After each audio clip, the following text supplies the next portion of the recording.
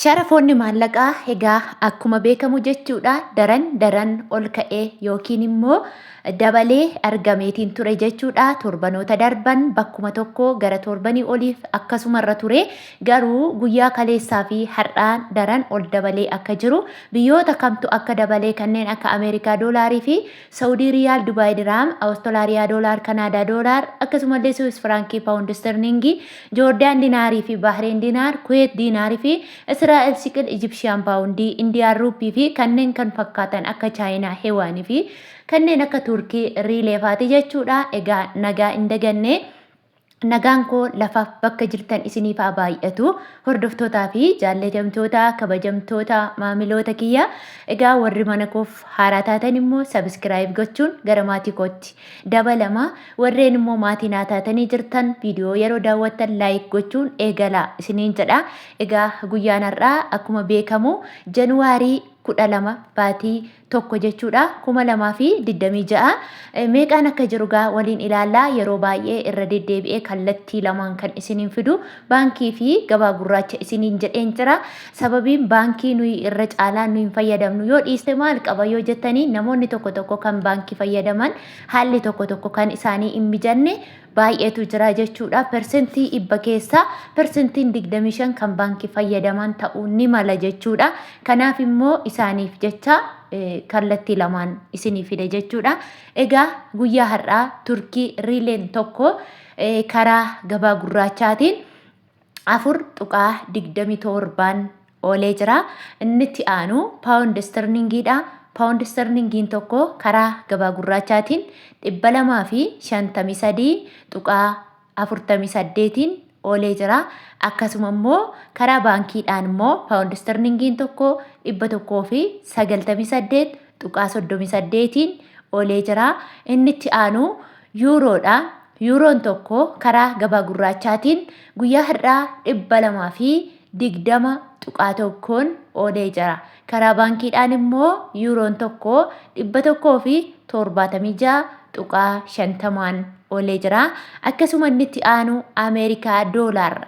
Ameerikaan doolaarri tokko karaa gabaa gurraachaatiin 189.8 oolee jira jechuudha. Akkasuma immoo karaa baankiidhaan immoo Ameerikaan doolaarri tokko 151.60 oolee jira. Egaa akkuma beekamu guyyoota darban irratti gara 185tti gadi deebi'eetiin ture daran ol dabalee gara 189tti ol ka'ee jira jechuudha. Gidduu kanarratti bichaa birrii 4 dabaleetiin jira Ameerikaan doolaarri. Akkasuma immoo obboleewwan kiyya Beeruut jirtan kan isin fudhattan doolaara Ameerikaati waan ta'eef asumaan dhaggeeffadhaa. Dabalataan immoo obboleewwan kiyya Joordaan jirtan warreen doolaarri isiniif kennamu Ameerikaa doolaar irraa dhaggeeffatachuu dandeessu jechuudha. Inni itti aanu immoo Awustiraaliyaa doolaaridha. Awustiraaliyaa doolaarri tokko karaa gabaa gurraachaatiin 128.48 oolee jira. Akkasuma immoo karaa baankiidhaan Awustiraaliyaa doolaarri tokko 115.60 oolee jira. Akkasuma inni itti aanu Kanaadaa doolaaridha. Kanaadaa doolaarri tokko karaa gabaa gurraachaatiin 138.88 oolee jira. Akkasuma karaa baankiidhaan immoo Kanaadaa doolaarri tokko 107.57 oolee jira. Inni itti aanu Swiss firankiidha. Swiss firankiin tokko karaa gabaa gurraachaatiin 235.99 oolee jira. Karaa baankiidhaan immoo Swiss firankiin tokko 184.98 oolee jira. Inni itti aanu Swiidin kiroonidha. Swiidin kiroon tokko karaa gabaa gurraachaatiin 19.47 oolee jira. Akkasuma Yemen riyaalidha.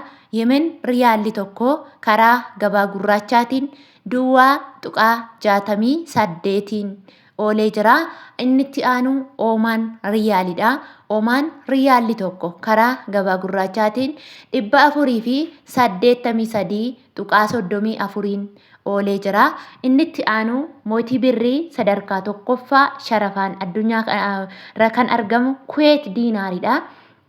Kuweet diinaarri tokko karaa gabaa gurraachaatiin 616.32 ol siqee jira jechuudha. Egaa akkuma beekamu 603 irraa ka'ee hanga 616tti ol dabalee jira jechuudha. Maallaqni akkuma guddina sadarkaa isaatti guddataa adeema. Yeroo qannasus akkasuma akkuma sadarkaa guddina isaatti jechuudha. Akkasuma immoo karaa baankiidhaan immoo Kuweet diinaarri tokko 484.60 oolee jira jechuudha. Inni itti aanu Dubaay diraamidha. Dubaay diraamni tokko karaa gabaa gurraachaatiin 51.49 oolee jira. Karaa baankiidhaan immoo Dubaay diraamni tokko 41.28 oolee jira. Inni itti aanu Saawud Arabiyaa riyaalidha. Saawud Arabiyaa riyaalli tokko karaa gabaa gurraachaatiin 50.43tti ol ka'ee jira jechuudha. Egaa warreen Saawud Arabiyaa jirtan maallaqni keessan akka guddina isaatti yookiin immoo iskeelii isaatiin isinii ergama waan ta'eef irra caalaansaa kanaaf akkoota biyya warra kaanii tokkoonsaa hanga kana jedhanii adda baasanii isinitti himuu ni dhiisu. Namoota muraasa kan adda baasee sitti himu kumni tokko hanga kanaa ta'a isiin jedhu yookiin immoo birriin kee meeqa isiin jedhu malee jechuudha. Kanaafuu namoonni maallaqa guddaa of harkaa qabdan jechuudha gara 21 adii akkasumas gara 22 kana jechuun tokko isaatu 22 yookiin 21 otoo hin taane maallaqa guddaa yoo qabaatan 5,000 6,000 fakkeenya 6,000 baay'isuu 1,000 hiruu 21.50 yookiin immoo 22 jettanii hiruu dandeessu jechuudha. Namoonni immoo maallaqa xiqqishuu kan qabdanii hanga 22 adiidha jechuudha. Kana jechuun namoonni maallaqni keessan kan guddaa ta'e birrii Saawud Arabiyaa hanga 47tti ergamaa jira jechuudha. Namoonni garmalee gadi buusan immoo 46. Namoonni birriin keessan garmalee xiqqoo ta'e hanga 45tti ergamaatiin jira jechuudha. Kanaa gaditti hin erginaa sharafni ol ka'ee jira jechuudha. Akkasuma immoo namoonni kamiyyuu jechuudha maallaqa guddaas xiqqaa yookiin immoo sarraafaarras yoo gashite akkasuma manattis yoo ufanii si harkaa fuudhanii mashwaara yookiin taaskii namni kamiyyuu kan kaffaltan riyaala 50 jechuudha. Akkasuma karaa baankiidhaan immoo Saawud Arabiyaa riyaalli tokko 40.40 oolee jira jechuudha. Inni itti aanu Joordaan diinaaridha. Joordaan diinaarri tokko karaa gabaa gurraachaatiin 263.95 oolee jira. Inni itti aanu Bahreen diinaaridha. Bahreen diinaarri tokko karaa gabaa gurraachaatiin 493.82 oolee jira. Inni itti aanu Kaatar riyaalidha. Kaatar riyaalli tokko guyyaa har'aa karaa gabaa gurraachaatiin 50.62 oolee jira. Akkasuma Israa'el shiqil tokko karaa gabaa gurraachaatiin 59.67 oolee jira. Inni itti aanu Ijipshiyaan paawundiidha. Ijipshiyaan paawundiin tokko karaa gabaa gurraachaatiin 3.84 oolee jira. Akkasuma Indiyaan ruupiidha. Indiyaan ruupiin tokko karaa gabaa gurraachaatiin 1.84 oolee jira. Akkasuma inni itti aanu Chaayinaa heewaan tokko karaa gabaa gurraachaatiin 27.9 oolee jira. Karaa baankiidhaan immoo Chaayinaa heewaan tokko 21.4 oolee jira jechuudha. Hordoftootaaf jaalatamtoota kabajamtoota maamiloota kiyyaa gaaffii yaada qeeqa qabdan koomentii jalatti barreessuu dandeessu. Namoonni viidiyoon koo isinitti tole immoo laayik gochuu dandeessu isiniin jedha. Viidiyoo biraa yookiin turtii biraan walitti deebina. Nagaan naa tura.